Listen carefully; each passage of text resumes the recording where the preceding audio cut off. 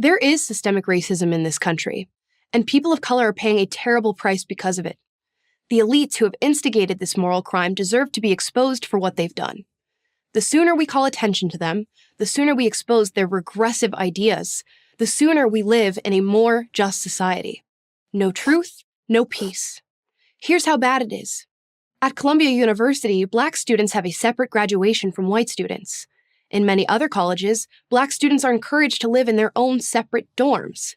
Students in many New York City government schools are separated by color during the school year. State governments put regulations in place that make it harder for minorities to start businesses. A national museum declares hard work and ambition to be white values.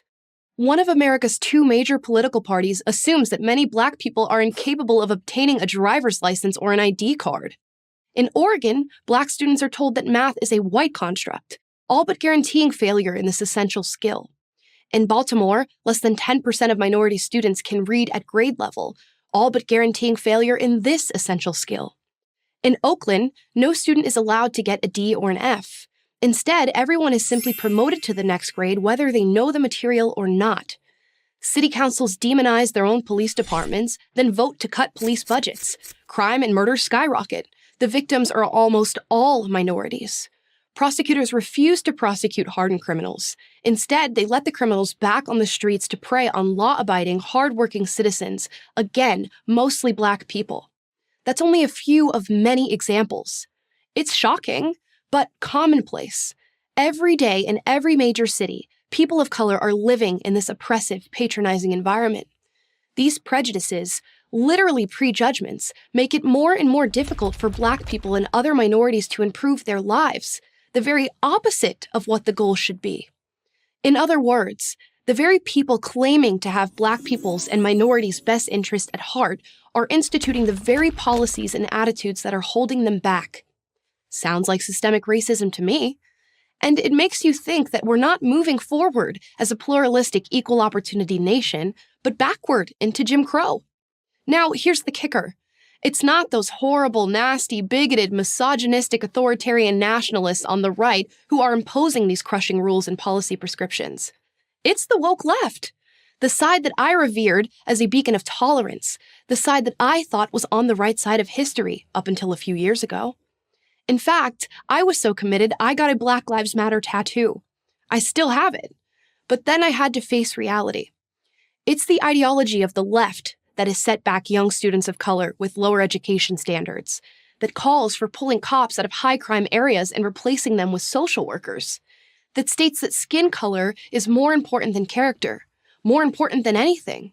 Yes, it is the woke left that is systemically racist, not America. The race hoax epidemic is proof. There have been dozens of these hoaxes over the last few years. Nooses on garages, the N-word on dorm rooms, this is MAGA country taunts on cold city streets. Virtually every one of them has been faked.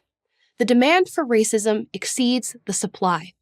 If racism against Black people or any other minority group was rampant, you wouldn't have to fake it to convince people how bad things are. Did anyone fake racism in the South in the 1950s? But there is so little now that the race-obsessed woke left has manufactured unconscious racism and microaggressions to fool people into believing America is systemically racist. That's not to say racism doesn't exist. Of course it does.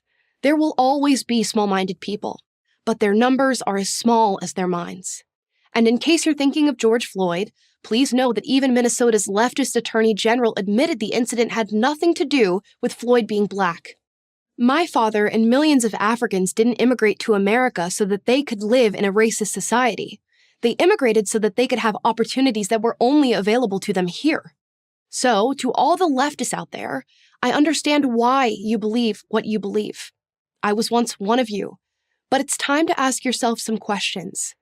Is it really helping Black people to tell them they're not as responsible for their actions as anyone else? Isn't it condescending, if not outright bigoted, to expect less from somebody purely based on their race? Isn't it clear that we should judge each person on their merits, not their skin color? Wouldn't that do more to create an equitable society than 100 government programs? Yes, there really is systemic racism, and it's hurting the country, but it's not coming from the direction you think. Once you realize that, everything changes. I'm Lepanobi for Prager University.